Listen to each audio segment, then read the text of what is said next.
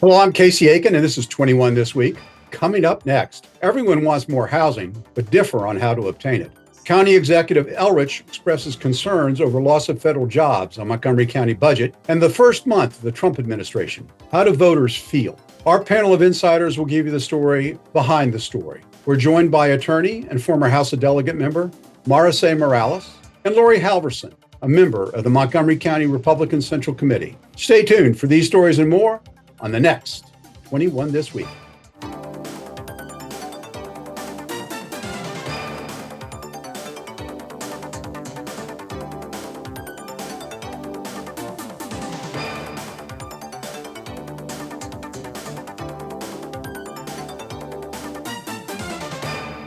Marylanders are increasingly becoming upset about the lack of housing, not just affordable housing, but housing in general.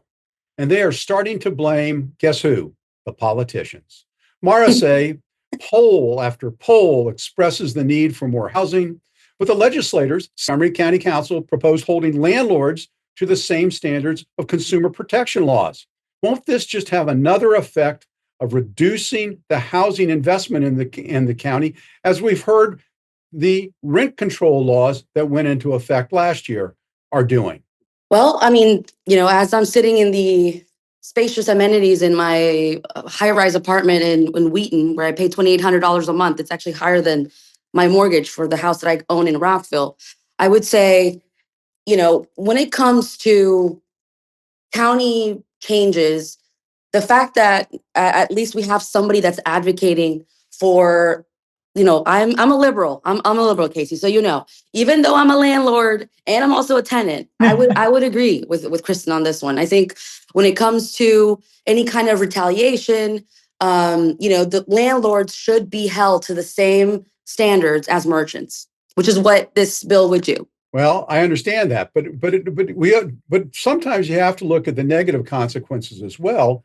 And as outlined by Adam Pagnucco about 10 days ago, Maryland is considered, and Montgomery County in particular, is considered being redlined by investors, including lenders who don't want to put the money for multiple family housing in Montgomery County because of the type of laws that we're passing. So isn't this a concern to the county officials? I'm happy to. I'll let you follow up. Yeah, I can follow up or not. But Laurie, Adam Pagnucco is a friend of mine. He's great, but I think it's we've lost sight of the fact that we have AAA finance ratings in the county, and actually, these associations that represent all of the developers have a really great footing in the county. And so I hear what Adam is saying. I hear your argument, but the reality is another one. I mean, we have high rises being built all over the county. Well, I do real estate law, and I can tell you that there are landlord protections. I mean, there are tenant protections in the landlord-tenant laws that the county already have in place, and there are civil law protections. So if the landlord is not providing something, there are means and remedies already in the law. But I want to go to Laurie on this. Laurie, it isn't just Montgomery County. I mean, the General Assembly is debating right now what's called the Good Cause Eviction Bill, which requires landlords to provide a reason for terminating a tenant's lease at the end of the term. It just seems to me that this is another law that will discourage housing investment in the state and if it doesn't discourage it, it's going to make it more expensive.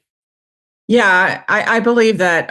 You've got to have a balance. These people are the landlords are owners. They own these buildings and people are renting from them. So owners deserve protections as well as the tenants. So it's discouraging to investors when you have laws like this because they're looking to states that are favorable to landlords, and we're not one of them. A number of states like Texas and Indiana and Colorado and more are considered housing affordability. They're friendly for the landlords. So I think it's important to make it. This is not the good time. This is not a good time to bring something up like this. I can relate to what it's like. We were renting a house before I bought a house, and a neighbor told the landlord that he heard that we were thinking of looking to buy a house. So he said, okay, you guys have to be out by the end of your lease. And we had to quickly find a house to buy. So I understand how people feel. So I feel like there needs to be a balance. And I just don't feel like right now is the time to hurt owners of businesses and owners, and landlords. It's just, there's too many things happening right now to do this. Well, I would say, Laurie, to your point of seeking a balance, and I'm also a landlord, and I've actually used the fact that in Maryland you don't need good cause to evict somebody. And what happened in my situation, I'm gonna overshare here, but I think it'll be fun to overshare. I had a housemate who ended up matching on a hookup site with my ex-husband, so I had to kick them both out. My goodness. Oh my goodness. And she was from California, and she said, "You have to give me good cause." And I said, "No, I don't." Well, you had good cause. But that said, I still very much support this effort. Janelle Wilkins is a friend of mine. She's been pushing this bill since she got elected back in, I think, 2018. So it's been quite a while that she's pushing it. But really, I mean, this is really to protect tenants that are being retaliated against by bully landlords. And this law would still allow you to evict somebody for disorderly conduct, engaging in illegal activities, breaching lease terms, of course, and habitually failing to pay rent. So it's not gonna take away the landlord's ability to still kick somebody out for valid reasons.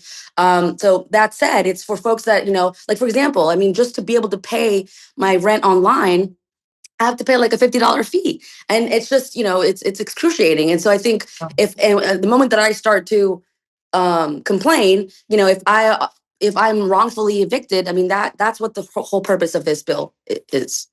Well, it's a great discussion. And, again, I think there are plenty of remedies for tenants to be protected in the existing landlord-tenant structure that we have both in the county and in the state. It'll see whether these two pieces of legislation pass the county and pass the state General Assembly. Now, we've got to move on to our next topic. And this is one that really strikes at home for everybody here in Montgomery County.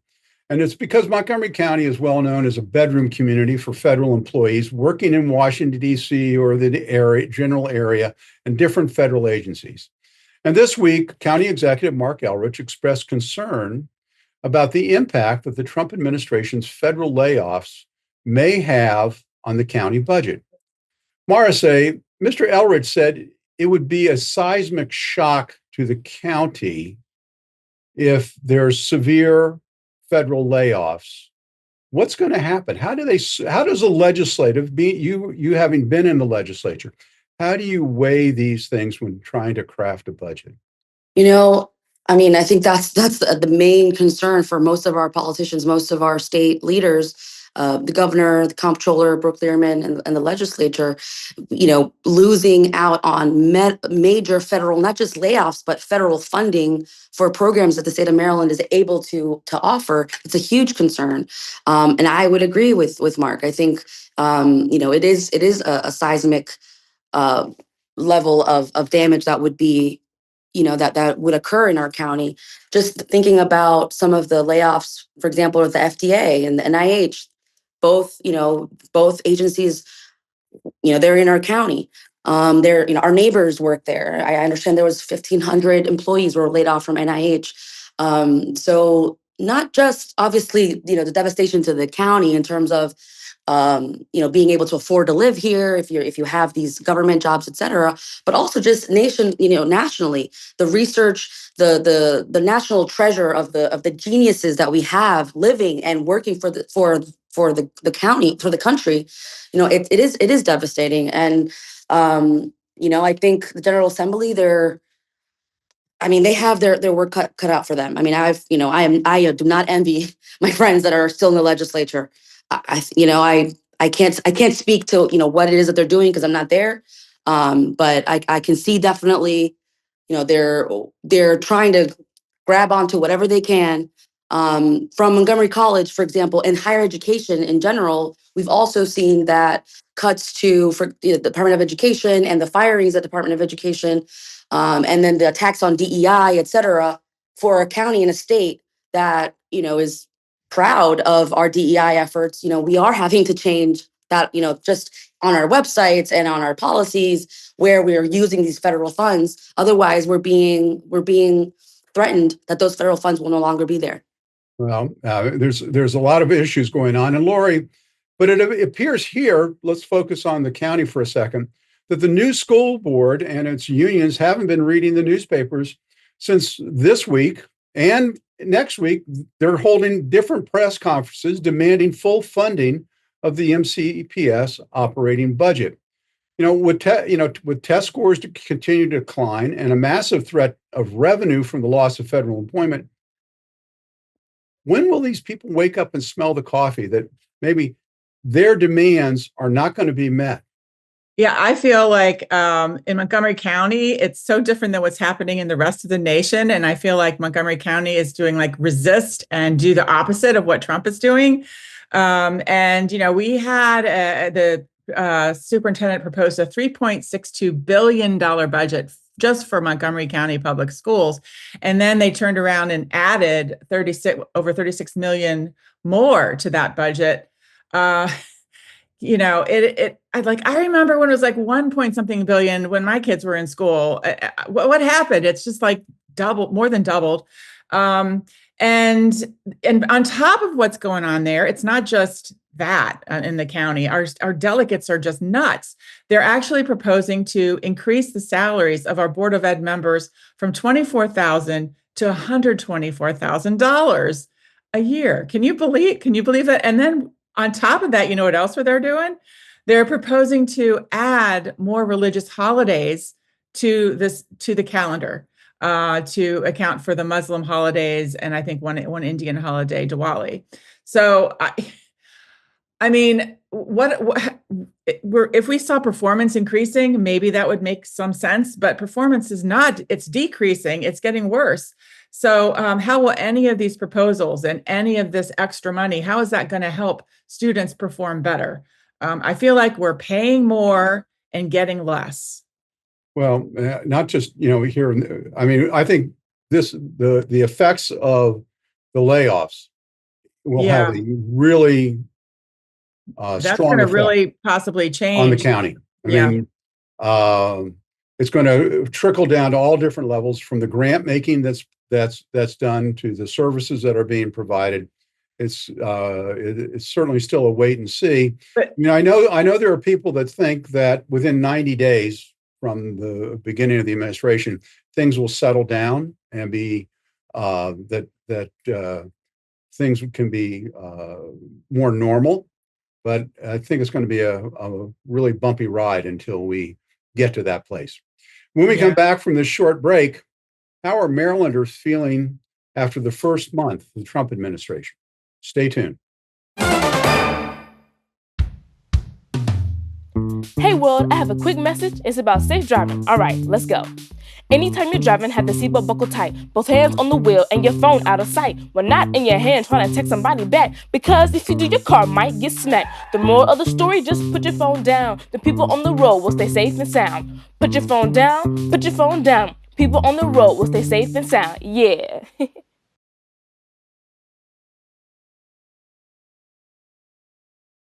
Jordan knows he shouldn't eat this entire bowl of nachos, but tonight he's earned that right, because a few hours ago in the middle of happy hour, he recognized a sign. Not from the gods or a bolt of lightning, but from a double heart, a kissy face, and a fourth ha in ha ha ha. That's when Jordan knew he was buzzed. So when it was time to go, he got a ride home instead of driving.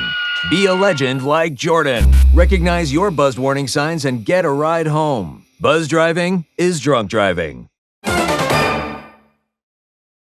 And welcome back. According to historians, the first 30 days of the Trump administration has been more impactful than even the first month of the Franklin Delano Roosevelt administration in 1933. Can you believe that? Nationwide, polls seem mixed in their review of President Trump's performance. 70% agree that he's keeping his campaign promises. 63% support Trump's executive order regarding gender. 60% support deporting criminal migrants. 60% support increasing production of oil and natural gas. And 59% support President Trump's declaration of a national emergency at the southern border. However, it's not all positive. 57% oppose deporting people who have lived here legally, illegally for several years, but whom have been law-abiding. 65% oppose taking over the Panama Canal.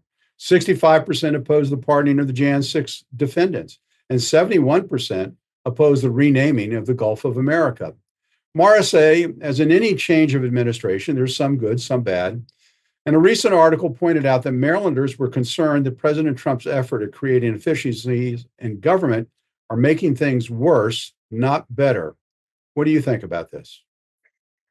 Well, I'm losing sleep over this. Like after 4 a.m., I can't go back to sleep. But like as Congressman Raskin said in the town hall that there was last week, these pubescent computer hackers are not about finding corruption. They are about working for Elon Musk, who is being regulated. All of his businesses is being regulated by the U.S. government, which is what us taxpayers have sent Congress and actual elected officials to do. It's not a coincidence that he has indicated firings at the FDA, which is overseeing his Neuralink, at the FAA, which oversees his SpaceX, at USAID, that was probing his Starlink, and at the Consumer Financial Protection Bureau, that oversees Tesla's financing branch, and then also a potential payment platform on X. This man, Elon Musk, he invested $290 million to buy the US government in order to have access to $7 trillion of taxpayers' money. So, to talk about going after inefficiencies and corruption, that's not what's happening here. This, Elon Musk basically has carte blanche to come in and break apart the government as if it were a company that he's buying and breaking apart. This is going to have devastating effects that not just in the first 100 days. I'm hoping that the American people that wake up, we impeach Trump, because the devastation to our country is going to take at least 10 to 20 years. But let me ask you a question. You Sure. say President Trump should be impeached. President Trump was just elected, but by the American people, and he is the head of the administrative state. Isn't he just doing what he promised to do and was elected to do? No, Casey, respectfully, he does not follow the Constitution. He is not honoring his oath to abide by American laws. He doesn't understand the unconstitutionality of everything that he's doing. He doesn't care. And so right now we're seeing, our courts basically using the law in favor of the American people by almost every single executive order that has been challenged in the courts. There's actually, some kind of tool that is stopping it. I want to let Laurie have an opportunity here, but there are many of those executive orders that were stayed are now being reversed and being allowed to go forward. So maybe that will solve some of the anxiety that people have. I don't know.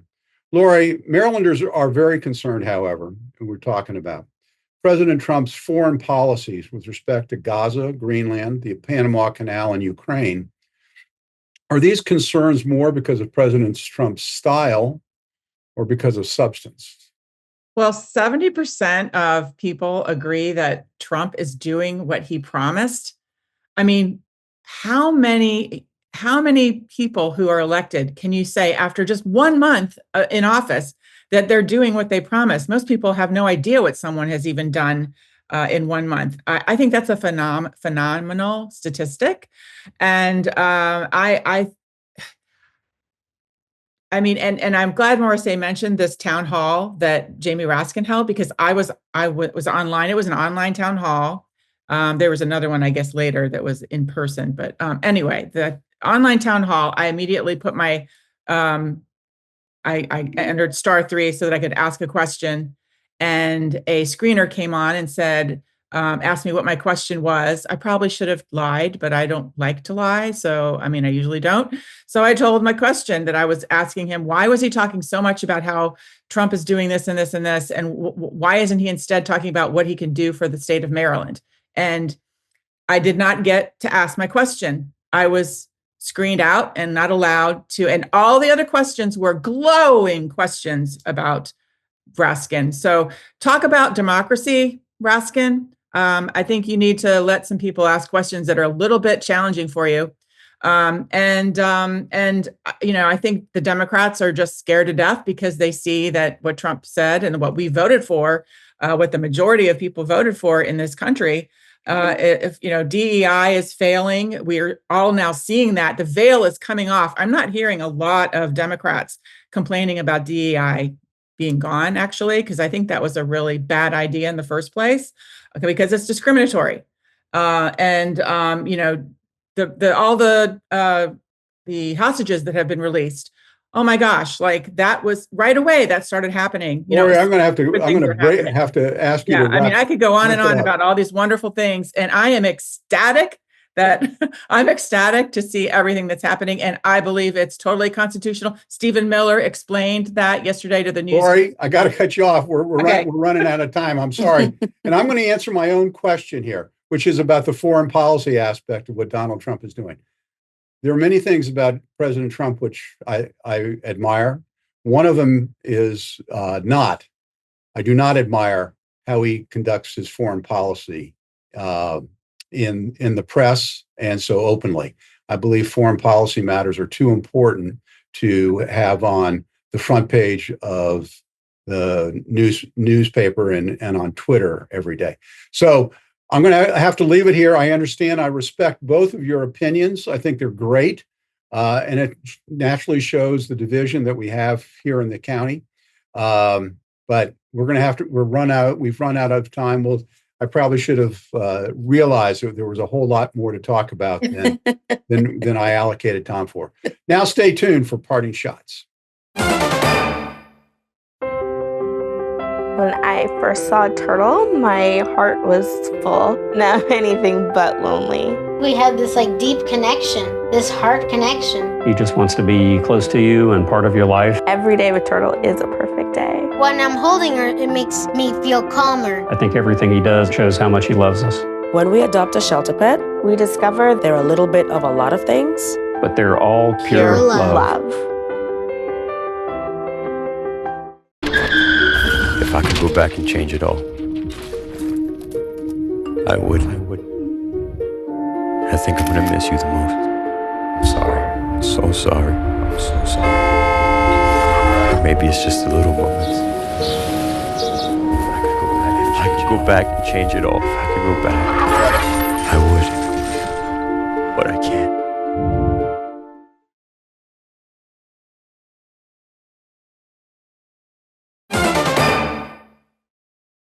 Welcome back. And now with parting shots, Laurie Halverson.